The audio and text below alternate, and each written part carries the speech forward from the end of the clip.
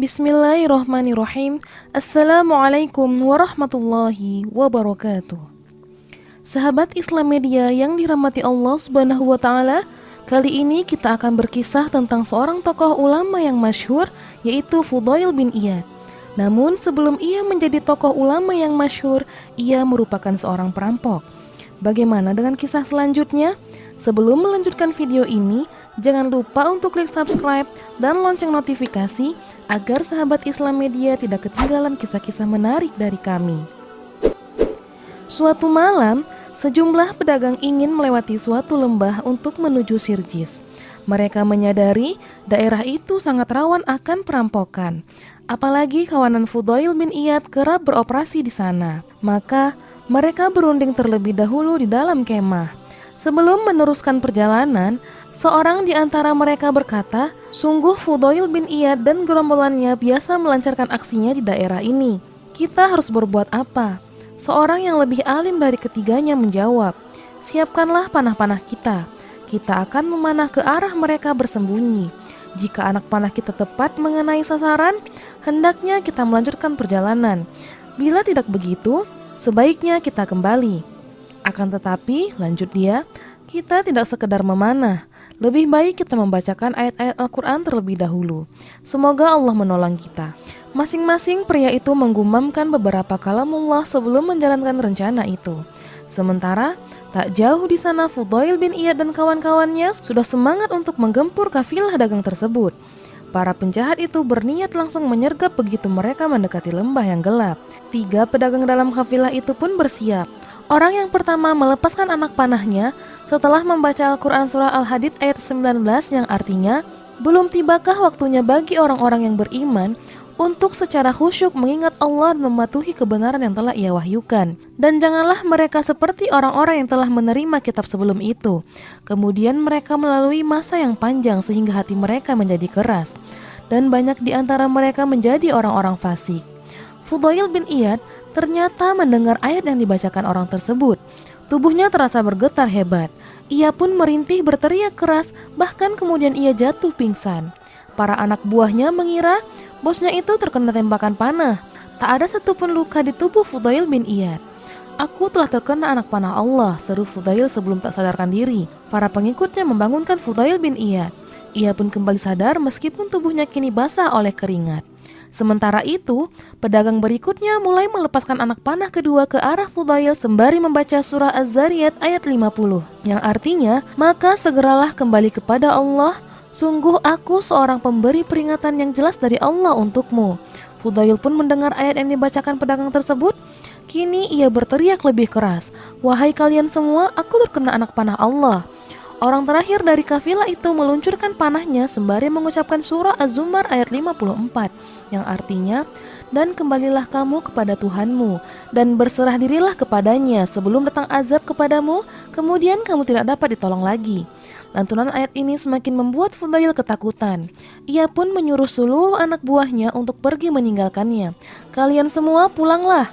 Sungguh rasa takutku kepada Allah telah merasuk dalam jiwaku.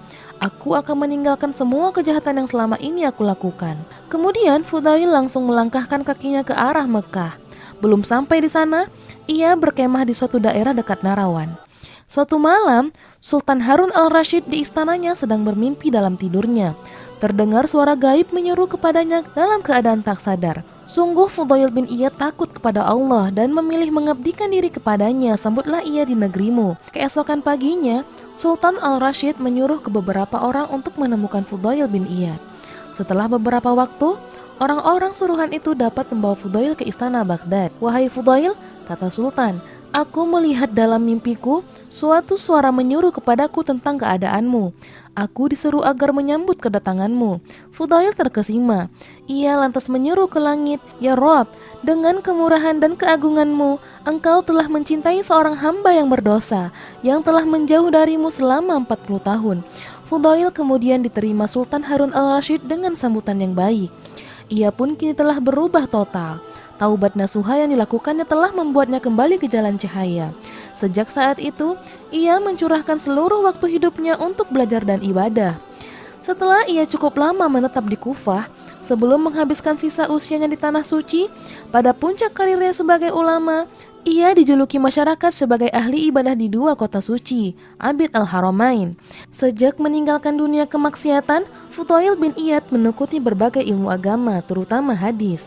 Ia berguru dari banyak ulama pada masanya, di antaranya adalah Sufyan ats-Tsauri dan Hisham bin Hasan. Selain itu, ada pula nama-nama lainnya semisal Sulaiman at-Taimi, A'tha bin as-Sayyib, serta Safwan bin Salim. Pada akhirnya, ia dikenal sebagai pakar ilmu hadis dan memiliki banyak sanad. Beberapa tokoh yang di kemudian hari menjadi ulama besar tercatat pernah berguru kepadanya. Sebut saja Imam Syafi'i, Ibnu al-Mubarak al-Humaidi, dan Yahya bin al-Qattan. Kemudian Abdurrahman bin Mahdi, Qutaibah bin Sa'id, serta Bishr al-Hafi. Fudail juga kerap memberi nasihat-nasihat penuh hikmah dalam setiap majelis ilmu. Ia juga menjadi tempat orang-orang bertanya perihal agama dan kehidupan. Suatu ketika, Fudail bertanya kepada seseorang, "Berapa usiamu sekarang?" "Saya 60 tahun," jawabnya. "Kalau begitu, sejak 60 tahun lalu engkau berjalan menuju Robmu dan mungkin hampir sampai kini," terang Fudail.